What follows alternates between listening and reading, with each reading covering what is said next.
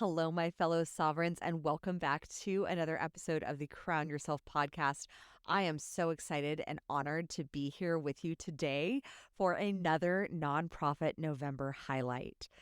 Today, I bring to you the extraordinary Tash Brooks, CEO of Walk With Sally. Tash Brooks was born and raised in Australia and now lives in Los Angeles with her two children. Surprisingly and ironically, she actually grew up in the Gold Coast, which is where we were during the pandemic. She spent the majority of her youth traveling and working as a professional dancer while attending Bond University, where she specialized in marketing and psychology. Using the discipline she developed from her dance career, marketing expertise, and her love of humanity, she began contributing to various nonprofits globally. She began telling stories of marginalized cancer communities in remote villages of Kazakhstan, developing a dance program for the Braille Institute of Los Angeles, building a school in Malawi for Build On, and developing cutting-edge events, brand partnerships, and programs for the Art of Elysium. With a proven history of innovation and achievement, Tash grew as a vision-driven, goal-focused executive in the nonprofit sector. Known for her transformational strategies and service-style leadership resulting in high-functioning teams and quantifiable growth, Tash became CEO for Walk With Sally, a nonprofit dedicated to lessening the burden of cancer for children and families.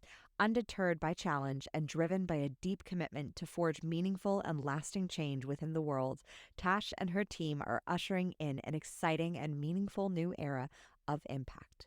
One of the reasons I chose Walk With Sally is not because I'm just friends with the CEO, but Walk With Sally supports the people around the person with cancer. So if you've been touched by cancer, and I think pretty much all of us have, it's the people around the person who has cancer, because it goes beyond the diagnosis. It goes beyond the battle that cancer survivor is fighting. It goes into their community and it ripples forth. And for me, kids have just had the most profound tug on my heart. And with my nephew, who did battle leukemia lymphoma as a child and successfully is now a cancer thriver and survivor, knowing the toll that it took on his family, emotionally, mentally, financially, that is why I love Walk With Sally and the work that they're doing in the world to support the ecosystem around the person who is fighting for their life. Because as you know, and as you've heard on this podcast, the environment around you is what contributes to your change.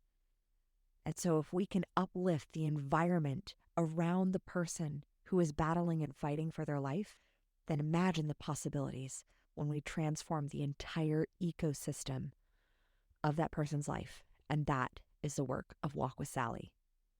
And with that, I give you Tash Brooks. Welcome to the Crown Yourself podcast, where together we build your empire and transform your subconscious stories about what's possible for your business, body, and life. I'm your host, Kimberly Spencer, founder of crownyourself.com, and I'm a master mindset coach, best-selling author, TEDx speaker, known to my clients as a game changer. Each week, you get the conscious leadership strategies you need to help you reign with courage, clarity, and confidence so that you too can make the income and impact you deserve. Imagine this podcast as your royal invitation to step into your full potential and reign in your divine purpose. Your sovereignty starts here, and your reign is now. Hello, Tash.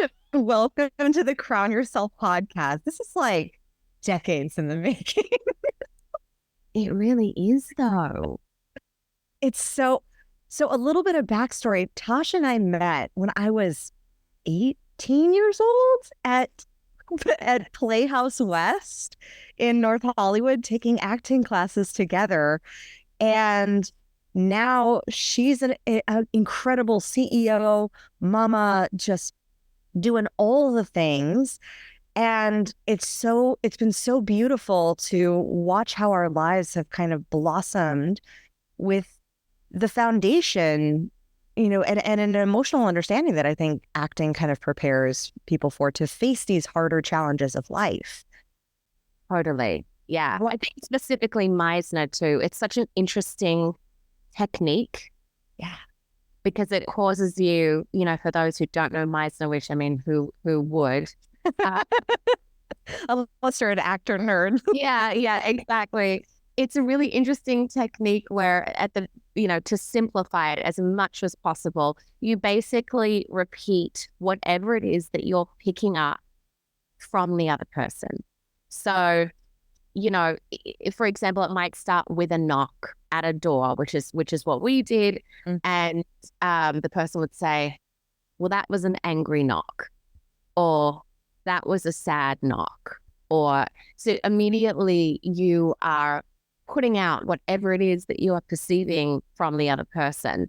And then when you would repeat, they would repeat, that was an angry knock. And that might sound defensive, or it might sound questioning. And so they're not actually necessarily saying what it is that they're picking up, but they're repeating, and you're reading through those emotions. It's very fascinating. Yeah, I think it's also it's living truthfully under imaginary circumstances, which is the basis for all manifestation, but it also provides you with an incredible amount of empathy for other people's circumstances. When you start imagining what life could be like in their shoes, especially in, with what you're doing with Walk with Sally, like you are dealing with families who are going through absolute hell. And how did you feel prepared emotionally to take on this task as CEO? I think that, being of service is a really high value of mine. And I think ultimately it's what we all should be doing. We really are here to be of service to one another. And I think one of the ways in which we can truly serve one another is to not pity, shame, or project our own insecurities or our own ideas of what someone else is going through onto anyone else. Because when we do that, we're not really being of service of another, we're being of service to ourselves. So I think that one of the most amazing things that being engaged in service work can do is it's really a lifestyle. It's a mindset, and it's a continual way to truly be present in the moment. Because what you know when you've been doing this for a really long time is that the next moment is not guaranteed to anybody. Because most of the people in our program, the day before they were diagnosed, they had plans for the holidays at the end of the year, or they had plans to celebrate their 40th birthday next year. They all had plans that did not include cancer or where their children were going to live if they were single parents once they passed. So I think that the more you engage in service work, the more you understand that tomorrow does not necessarily belong to any of us. We're not entitled to it. But what we can do is be present with one another. And that in and of itself, I think is sacred, fulfilling, and re-energizing work. That answer was just absolute gold. And I honestly think that, I mean, if you listen to it and circle back, I'm going to listen to this again when I rehear the podcast multiple times, because that answer, it was so from the heart. And I know you, and you just approach things with such a heart-centered approach, and you have it's not rehearsed. It's absolutely from the heart. And I love how you love people, and you just have such a depth of love for people. And I know that, the past few years, like for you and I both, we had very similar experiences with love and children and death. And ironically, I was experiencing it in your hometown in the Gold Coast. How crazy is that? Bananas. And so I know I lost my aunt to cancer, and that experience of just the challenges that really come with all the plans that she had. Like, her plan was to see my boys, and that didn't happen. And how does Walk with Sally really cultivate the support for families? Staggeringly, and this is not something that, is a strength by any stretch of the means, but the reality is that every 30 seconds, someone in the United States is diagnosed with cancer.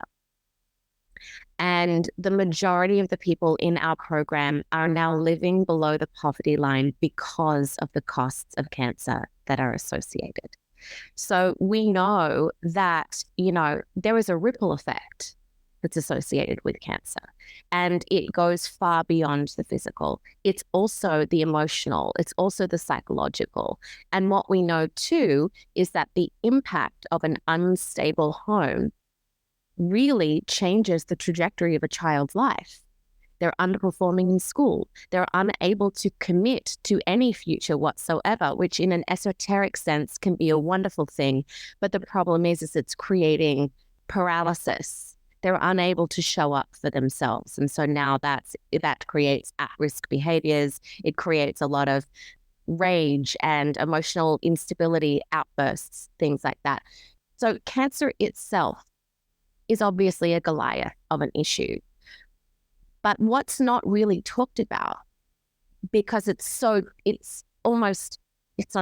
impossible, but it's extremely challenging to create this data, is how it's also affecting the economy, how it's also affecting generations. Because what we know is that cancer does not just impact the diagnosed, it impacts the immediate family members.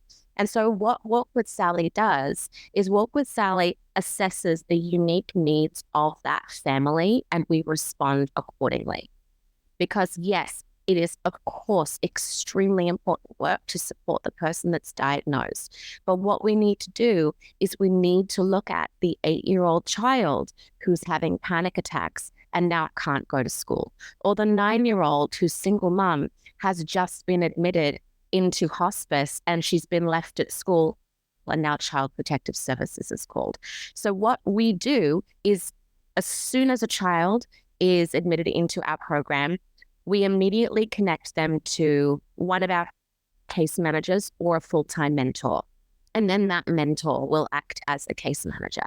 And we are continually assessing the needs of that family. So we do everything from those that are living below the poverty line. We provide them groceries. We provide them rental support if the single mom is unable to go to work and now is facing housing insecurity for her children. We provide around-the-clock counseling, mental health support, grief support.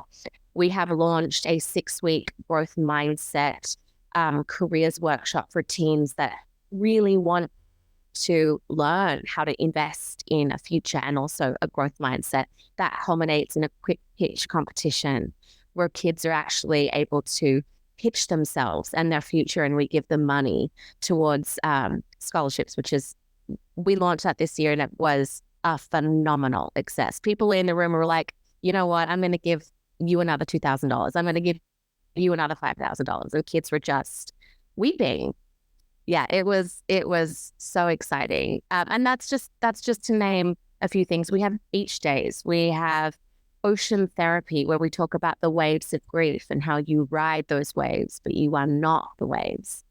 The holidays is one of the most challenging times for our families, because the holidays are all about the family unit. They're about loved ones. And that's really confronting for our families, because they may have just lost their parent or their loved one or their sibling, and this is the first holiday period, so that's much louder, or this might be the last holiday period with their family unit as they know it.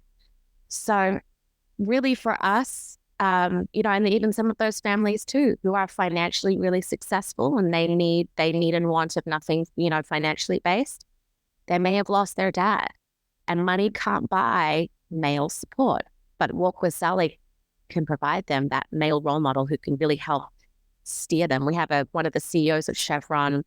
He's a mentor for a family, and he, tied one of our boys' ties for his first prom. And, he's been there for him to steward him into this next phase of life. So, yeah. That's amazing. Like, the work you're doing in impacting and in cultivating the ripple so it doesn't become a tsunami in society that's absolutely devastating, and guiding it into nurturing it into helping it flow so that it can have some direction for each one of these families. It's just incredible work. And I know that you like becoming CEO of Walk With Sally was a rather recent endeavor. Was this something that, and you came from, having being stay-at-home mama. So what created this shift? This was the natural next step for me. I've been in the nonprofit sector for a really long time. And to be honest, it's been the through line of my life.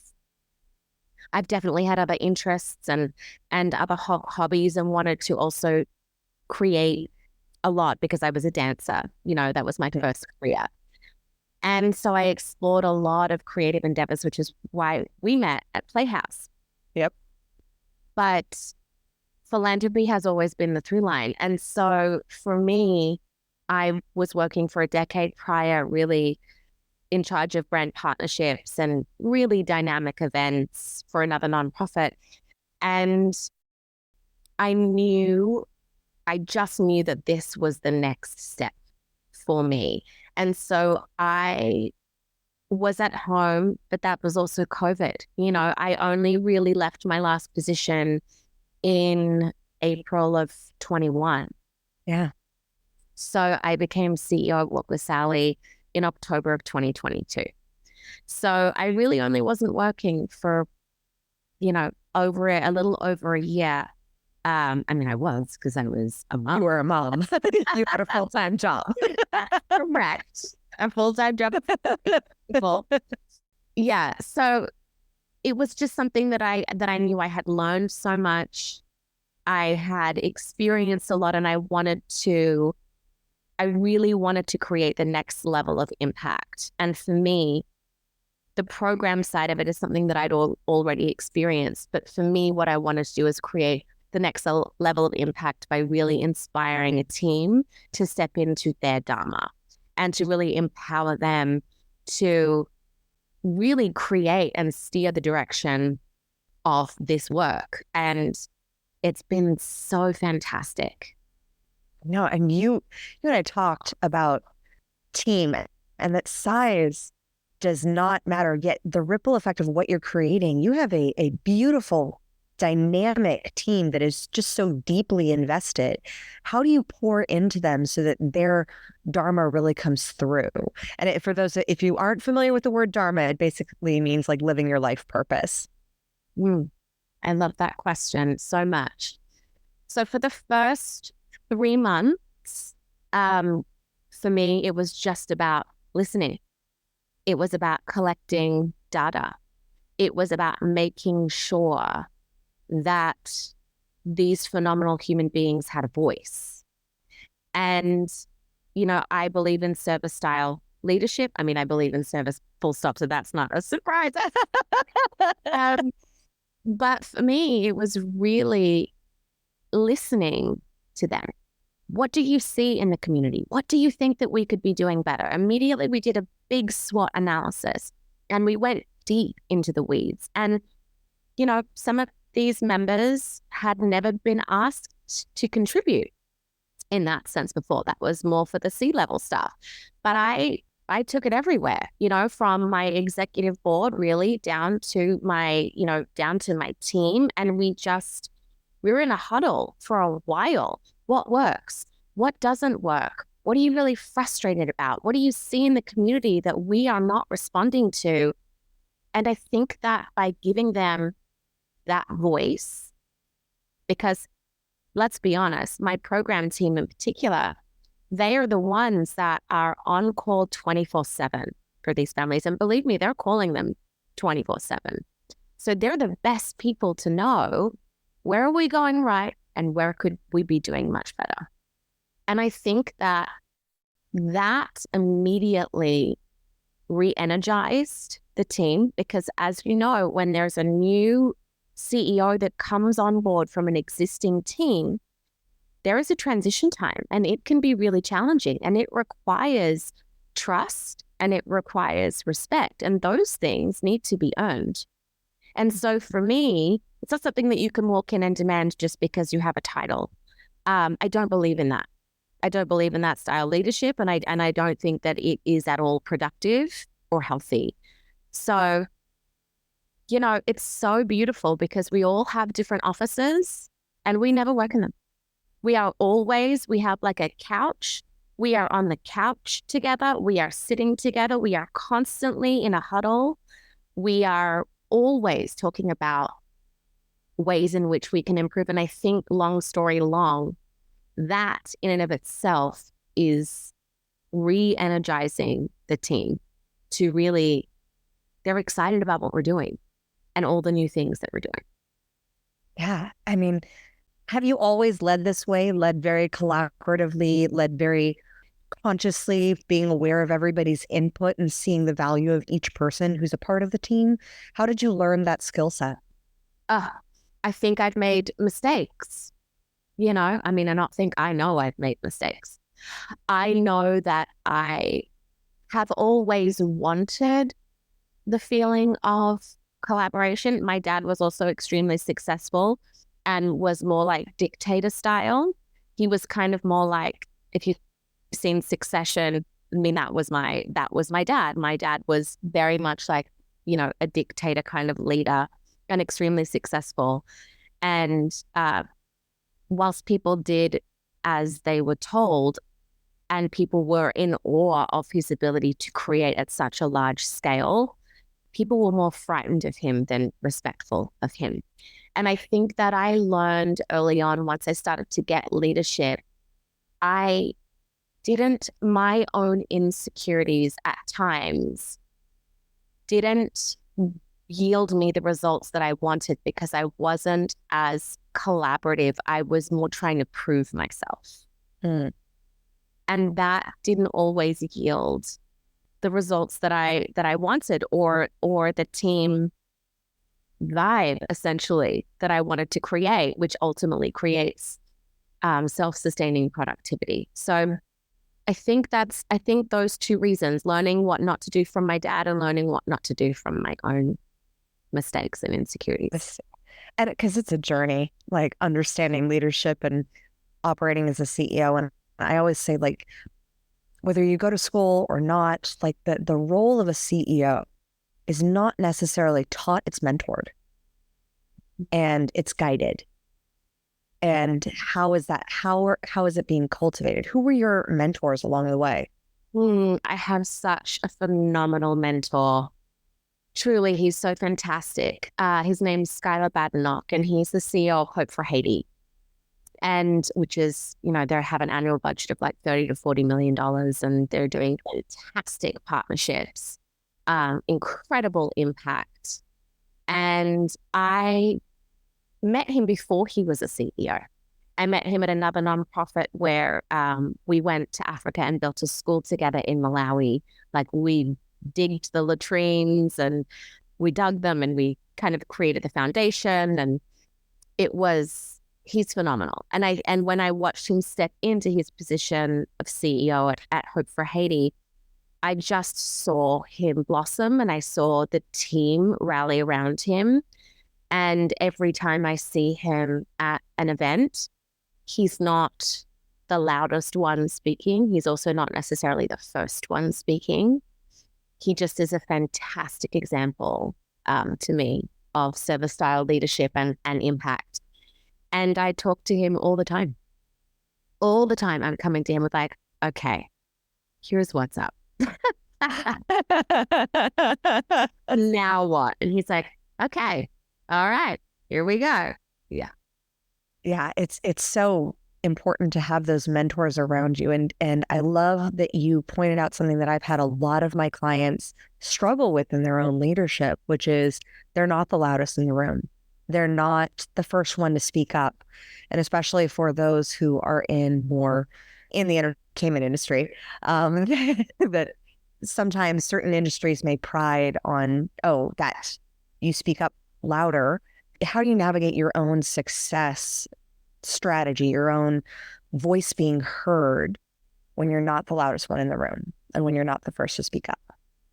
I am really confident in my ability to convey the heart of what it is that we're doing. And I feel really confident in my ability to inspire. And that has nothing to do with me. I feel like I am able to tap into something that is larger than all of us and unites all of us. And I can be kind of a conduit for, I think, a message that is really important. I know what I am here to do, and I know what I am capable of doing. I'm just not concerned about that. It's also not my business. So I know that for me, I'm clear about what I'm doing. I'm clear about what my contributions are for myself, but that's not my focus. My focus is to make sure that everybody else is exercising that muscle, whatever that looks like for them, and they have an opportunity to rise. And if they fall, they have an opportunity to step into that and rise again. That's really my job. And with the title already comes some public acknowledgement that you may know something about what it is that you're doing. So I feel less of an ego attachment to like, I have to go out and make my voice be heard. Mm-hmm. There's plenty of opportunities for that for me. It comes with the title of the job. But what my job now really is to make sure that all of my team members, whether they're executive, advisory, or on my staff, that they are each connecting to something larger and they are each exercising that muscle for greatness. I love that description of leadership. And because you're coming from that, I love that you point out that the title of CEO, it does come with perks. It does come with opportunities to have the voice be heard. And same with, really, honestly, a lot of titles.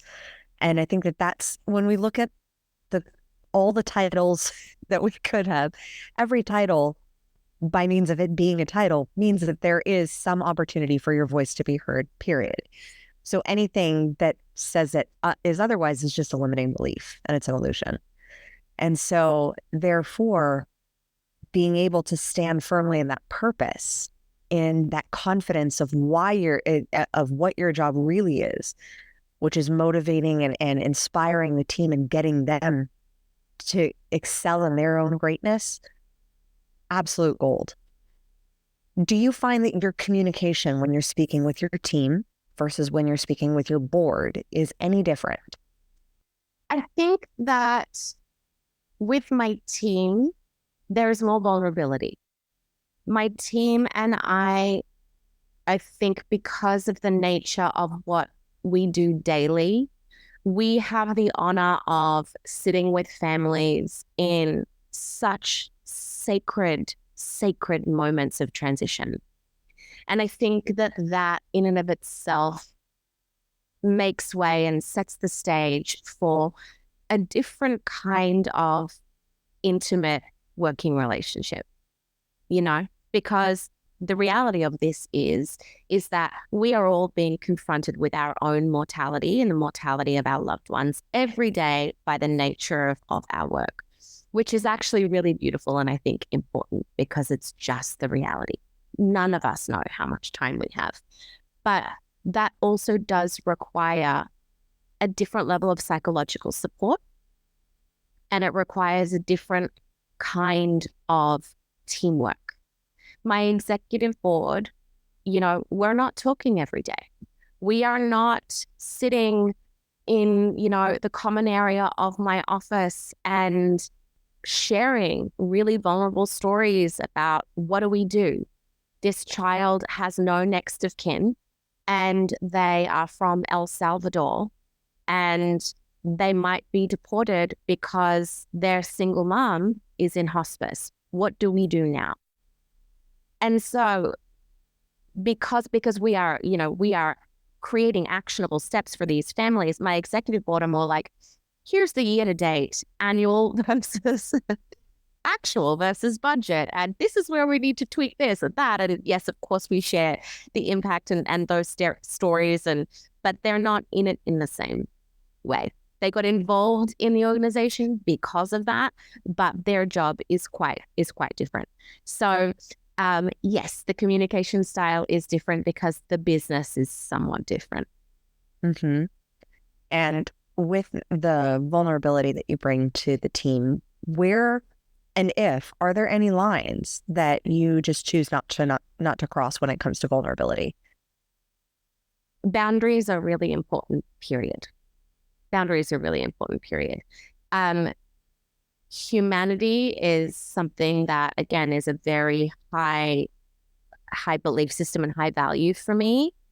And reaching and finding that humanity and cultivating that humanity in my team at all times is extremely important. However, we are friendly, but they are not my friends. It's not my job to get stuck in the weeds of, do you like me? Do you not like me? Do you like this choice that I have made, or do you not like this choice that I have made? And that doesn't mean that I'm not considering them, but it does mean that I do need to be able to be impartial enough to make executive decisions and sit in the discomfort of, perhaps you won't like that. Because my job is to steer the greater good of the organization. It's not to be a people pleaser. And I say that in a very challenging way for myself, because that is one of my faults. I love to please people. I love, like, I have the ability to change anyone's, emotion. That's ultimately up to them. But I love to know that I can make someone's day a little bit better. Or if somebody's upset, I want to be the first one there with, the cookies and the cup of tea or the hug or the, so for me, the line is, I really want them to be able to come to me for leadership. And I want to create that environment where that respect is there so that they can do that. Because if those boundaries and those lines get crossed and it all gets too familial in a sense, I think that there can be a feeling of who's guiding, who's steering, if that makes sense. It very much does, because I see that with a lot of business owners, nonprofit or otherwise. Just the challenge that comes when you are navigating a team. And, I think both entrepreneurship and parenting are like personal development on steroids. Being a leader, being a CEO, it's personal development on steroids because you're always looking at your own stuff. You always have two pathways going at the same time. On the one hand, you're thinking about the tasks and the jobs that need to be done and the role that you're filling. And on the other hand, you're thinking of, how is it being received? How can I improve? There's always a level of elevation that comes with it, with the journey. And especially if you have a child who's throwing a tantrum or having a moment, and just, always thinking of how is this a reflection? How do I need to adapt and learn? So I know that you value a growth mindset. You created a program for it. How has your mindset grown and evolved since our first meeting nearly 20 years ago? Oh gosh, so much. I think that mindset is ultimately everything. It's perception. And I think that it's very easy to get stuck and locked into false realities. And I think that the more we can examine our thoughts without attaching ourselves to an immediate response or a reaction, the more we're able to, which is why meditation obviously is so valuable, because it's just, and I don't think that people think this anymore, but I think that people thought you just sat there and there was not a thought and you were just still. And the exercise of meditation is truly just examining the busyness of your mind without doing anything about it and bringing yourself back to center.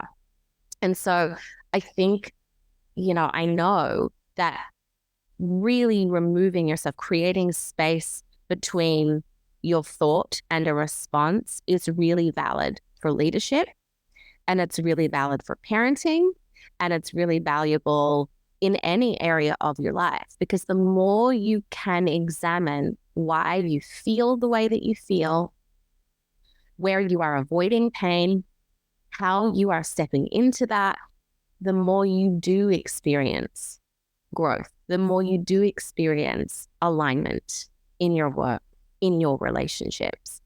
And so for me, I think that when we met 20 years ago, I was very much still mourning the loss of my dance career.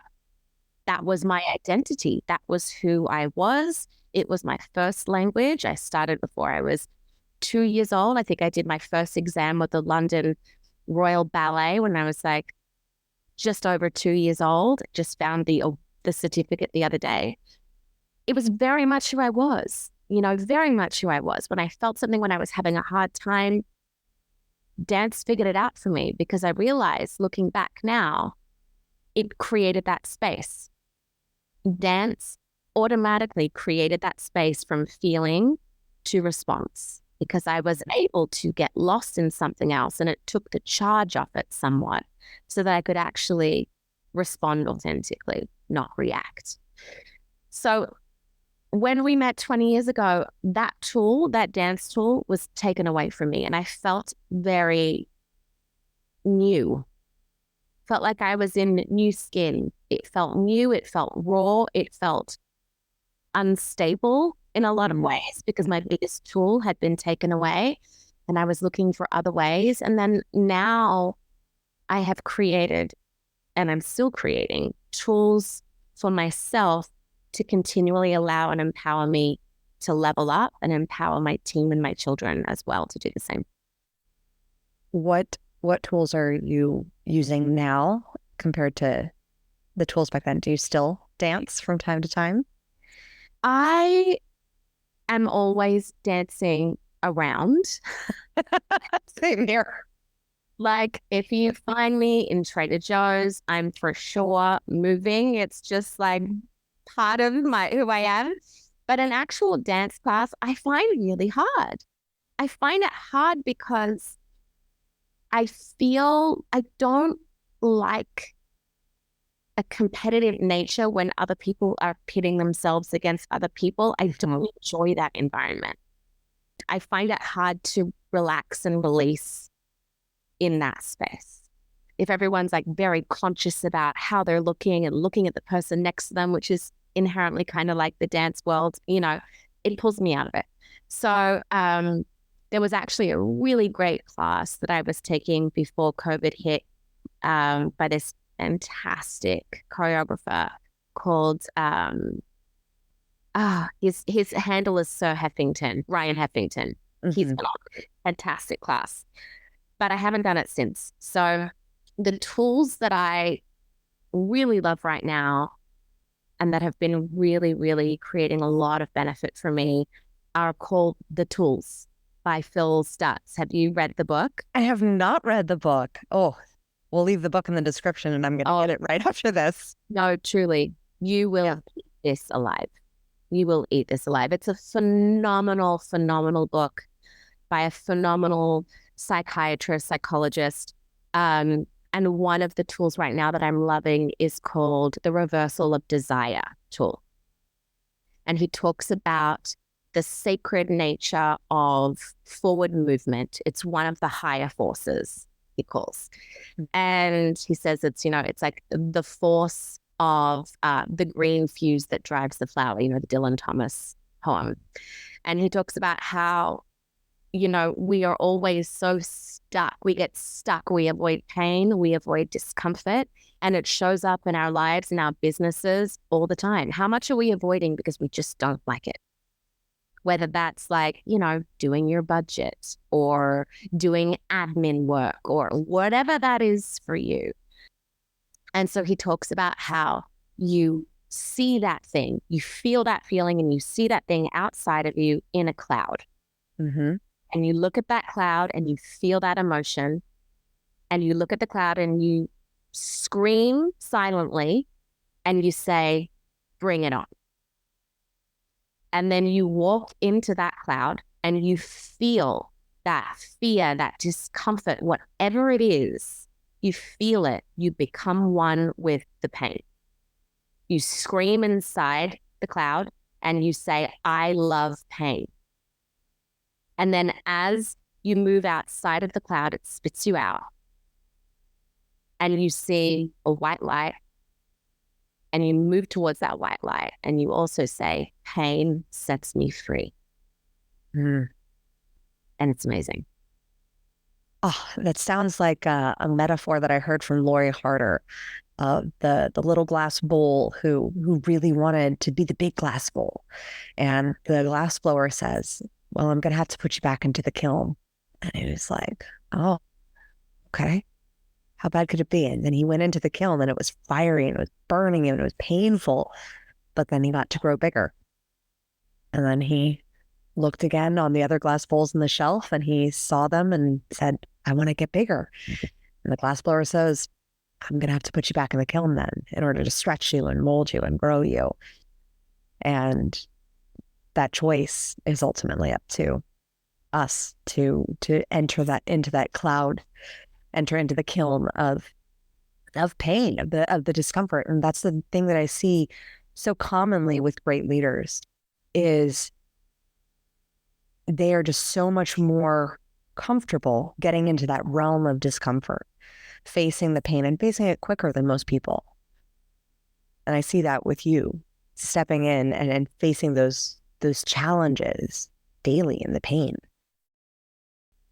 I think, you and I have had such interesting have led such interesting parallel lives over the past few years. The death and birth cycle have been so close for both of us.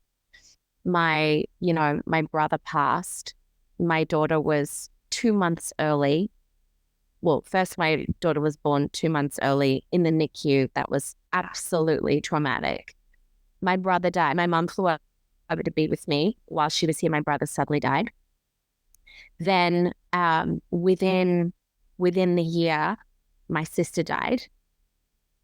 My sister was struggling with MS, but still it was not something that we saw coming.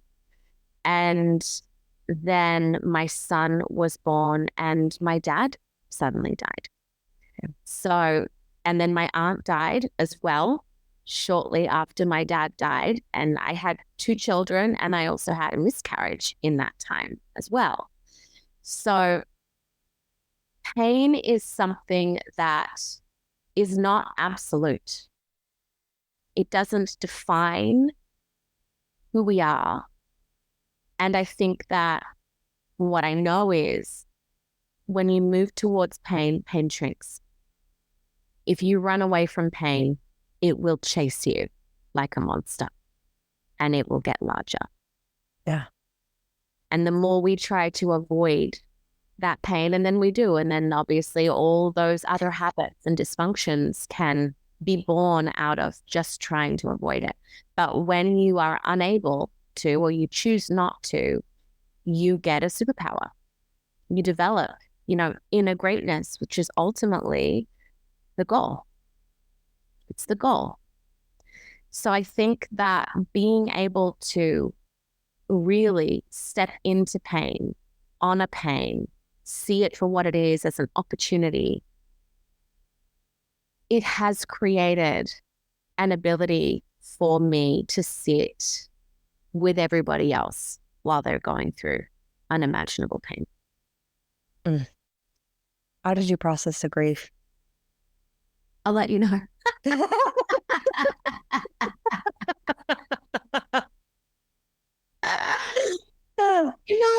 What's so hard about grieving with a newborn is that a newborn needs you 24/7.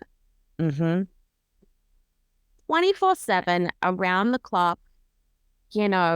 You're feeding, you're being present, your hormones are also completely recalibrating to this new version, this new body that you now have, because we know, obviously, every time you have a child, you carry part of their DNA as well now in your body for the rest of your life. So you have a new body every time you have a baby. So the grief journey is ongoing, and it shows up in beautiful and unexpected ways. And, you just grow around the grief. It doesn't leave you. You just grow around it. You have a new body. Like when you have a baby, you have a new body when you grieve someone deeply close to you too. You are a new version of yourself, undoubtedly. Yeah, it definitely changes you. And there's something that I found, especially with losing a parent, in a way, the perceptions of who you had to be for them, at least this is for me, gone. So in a way, there's also another form of liberation as far as discovery of who is this new person without the entity that was there before. Yeah, absolutely. And my relationship with my dad was very complicated. Very, very, very complicated.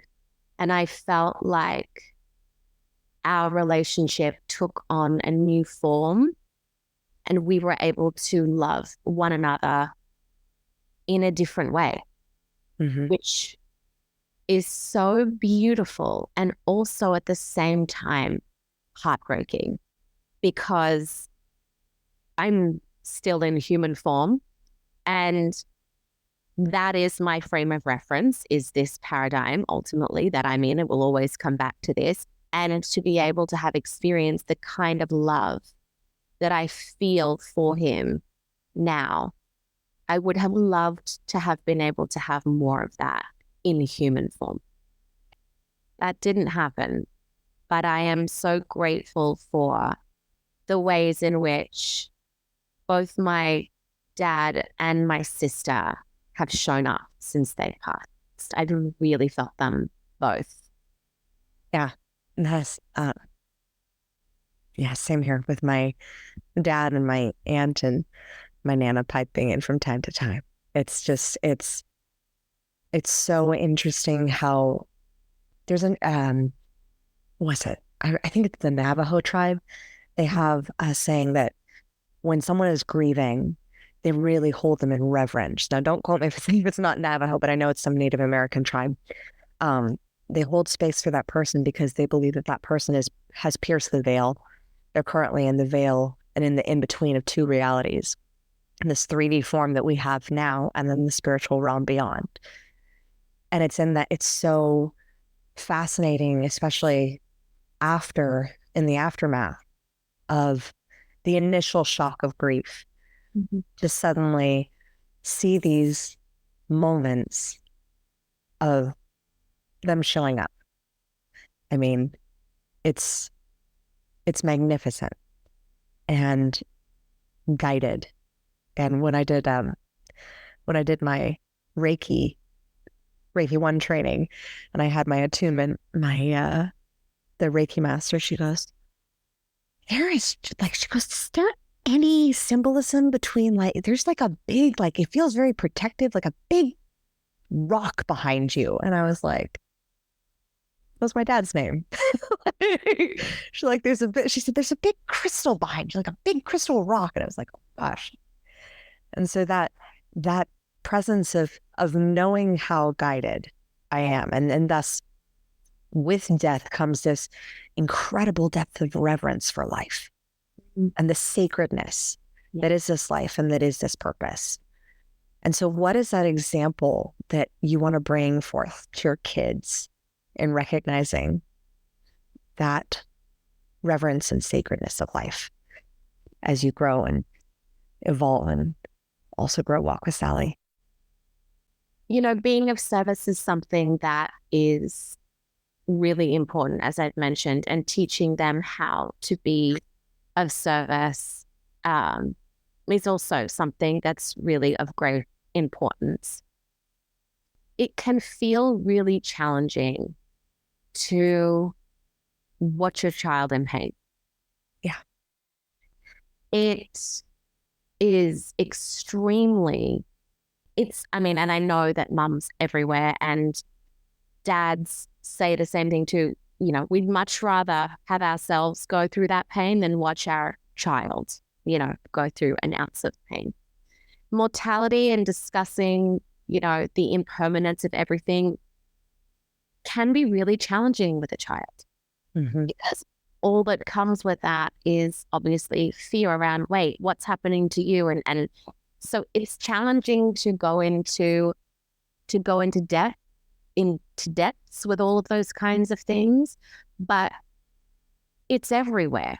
It's in nature. It's reflected constantly. The flowers, the seasons, they bloom, they fall, so I think that starting and showing, I've shown my kids too, the transition of, look, there's a bud, it's blooming, it's springtime, and then we water it and we honor it. It needs sunlight, and then it blooms for such a short amount of time.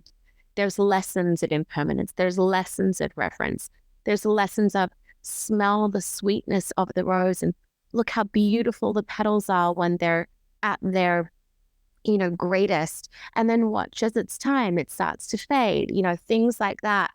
We're also a multi-generational home. My mum, who is, one of the great loves of my life, lives with us. And I think that that's also such a beautiful opportunity to show up close the different seasons of life.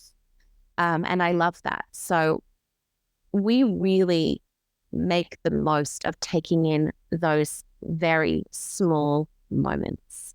We also, it's nature. It's looking at flowers. It's understanding that if you pick them, what happens if you pick a flower?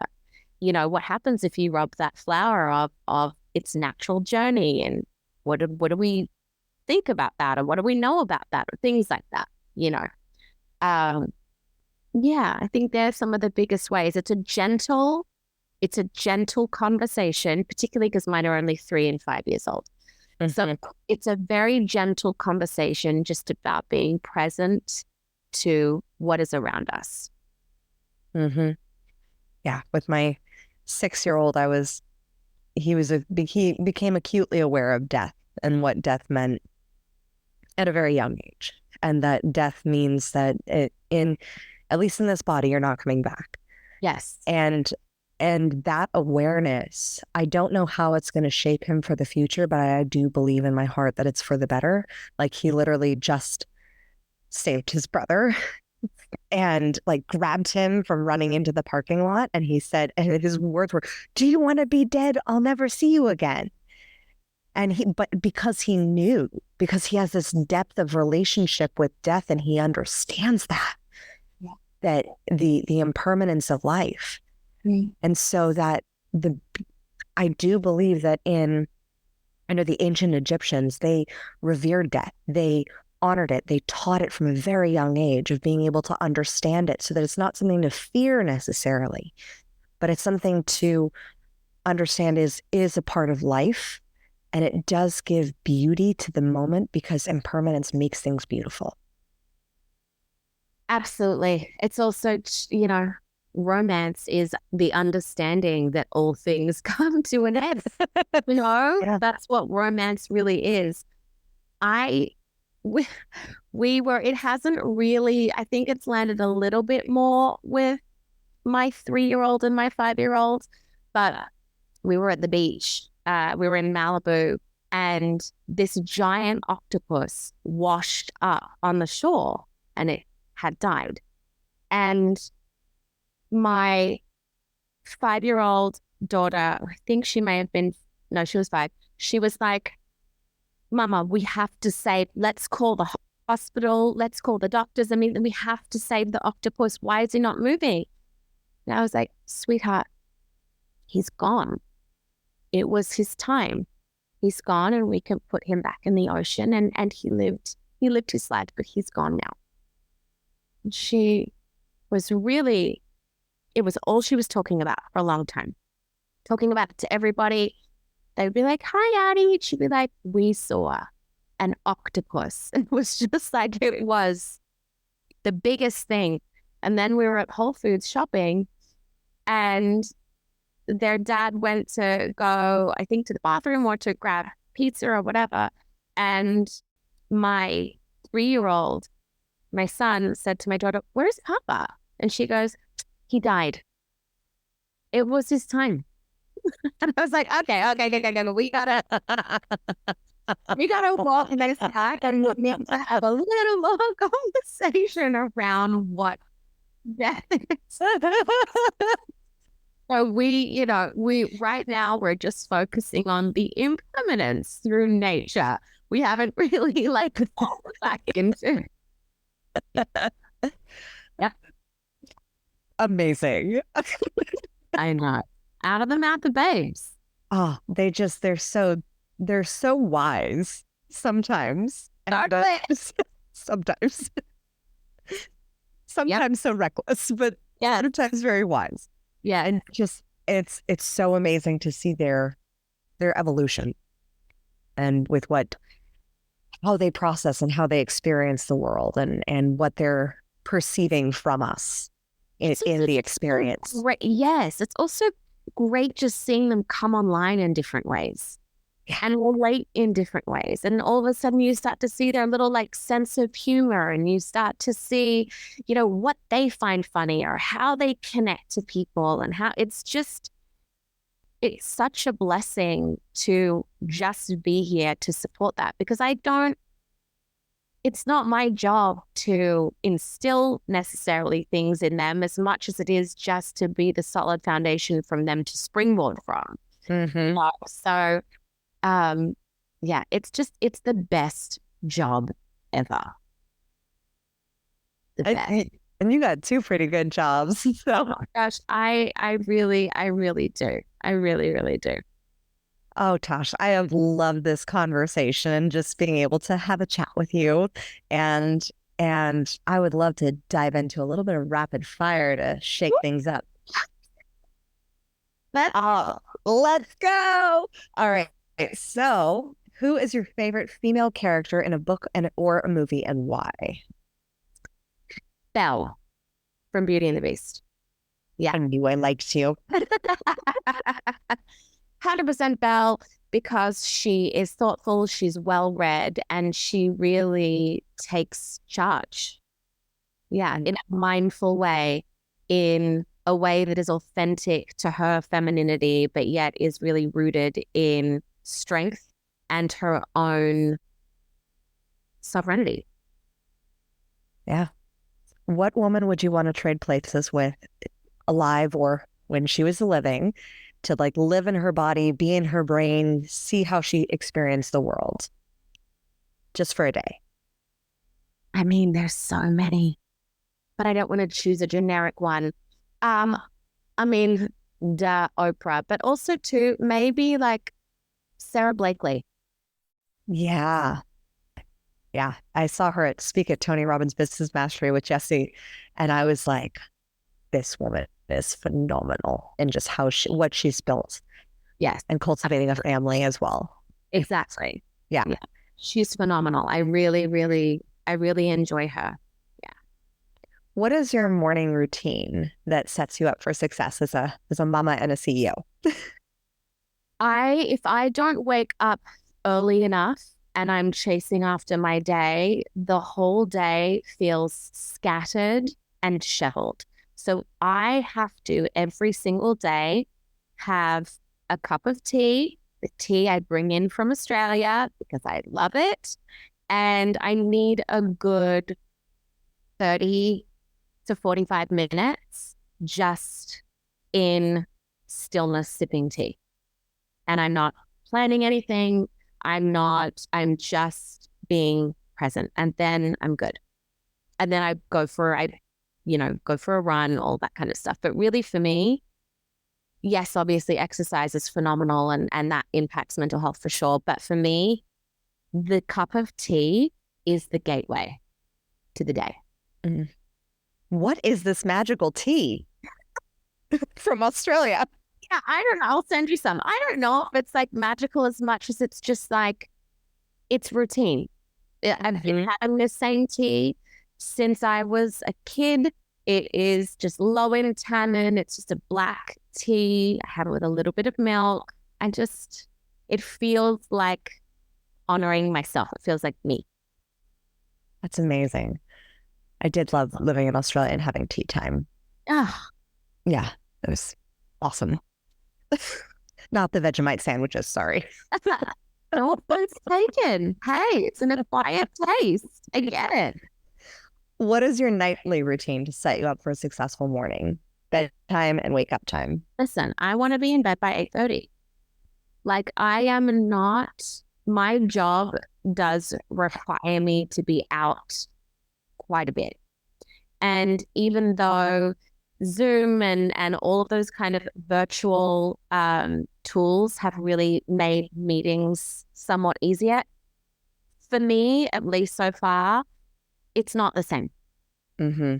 It's not the same, because what happens with Zoom is it removes the element of a meet cute or spontaneity. You're not just bumping into someone at an event when you're on Zoom. You're not striking up, a conversation with someone and then realizing you have all these people or things in alignment and then create like a really fun branded opportunity. So it involves me being out late a lot. But ideally, 8:30, an early dinner. I'd love to eat it around like 5:36. And then I like to have like a wind down, whatever that is. I'd love to read a book, but with kids, that's not really happening a lot right now at that time. But in bed by 8:30. Amazing. What do you define to be your kingdom or queendom? Community, for sure. I think community is everything. Having people around you in close proximity to you who are each living their Dharma. And I have people that I am doing life with, truly. And I've been doing life with them for decades now. And I love that level of commitment of showing up for one another. And also too, having those uncomfortable conversations sometimes where it's like, hey, I love you. You're not in alignment with your highest self. We need to have a conversation about that. These relationships, these people in my life have truly been my eyes at times when I haven't been able to see straight. And as a new mama and going through grief, having more than one person who can truly be that mirror for you, who can truly be your touchstone, I think is the key to at least part of like my fulfillment in life. And lastly, how do you crown yourself? That's such an interesting question. I don't know that there's not any big one way, at least right now. I think for me, the crown feels like intimacy, like true love with my children. When they see me, when we're together, when they're loving me, when we're really connected. And I feel that feels like the ultimate crown for me. Those small, small moments. There's not one big way right now, I would say, that I am crowning myself. Beautiful. I think it can be the compound effect of those intimate moments is everything. Yeah. I agree. So how do we find you? How do we support Walk with Sally?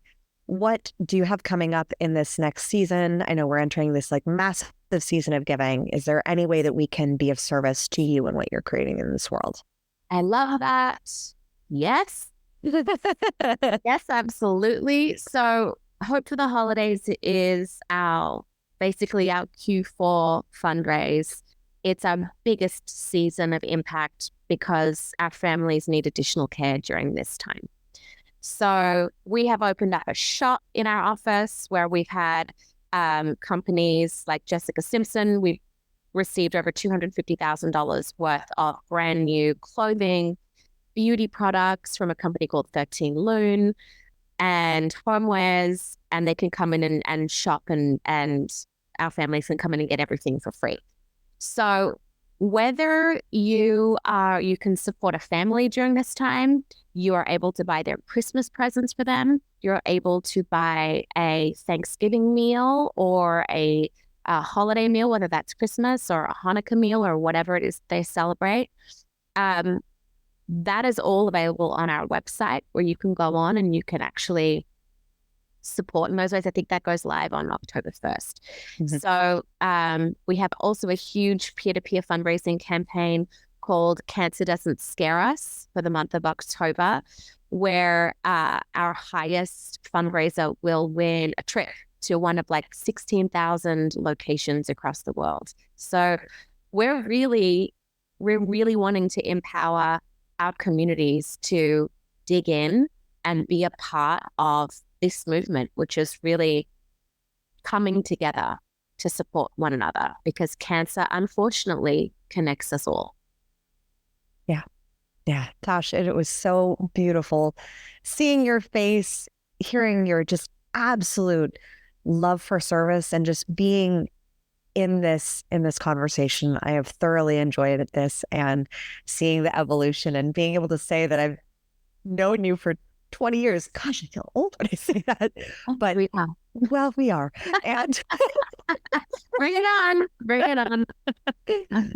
But being able to be a part of your journey for so long, it's been such an honor.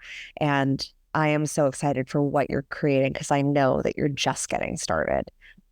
Thank you. And I want to thank you for supporting the way that you have. You supported from day one. And I am so, so grateful for your friendship, to be part of your community, and ditto, sister, as are you.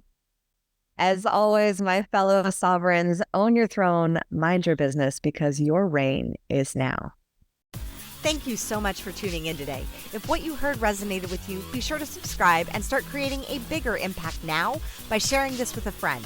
Just by doing that one simple act of kindness, you are creating a royal ripple to support more people in their sovereignty. And if you're not already following on social media, connect with me everywhere at crownyourself.now for more inspiration. I am so excited to connect with you in the next episode.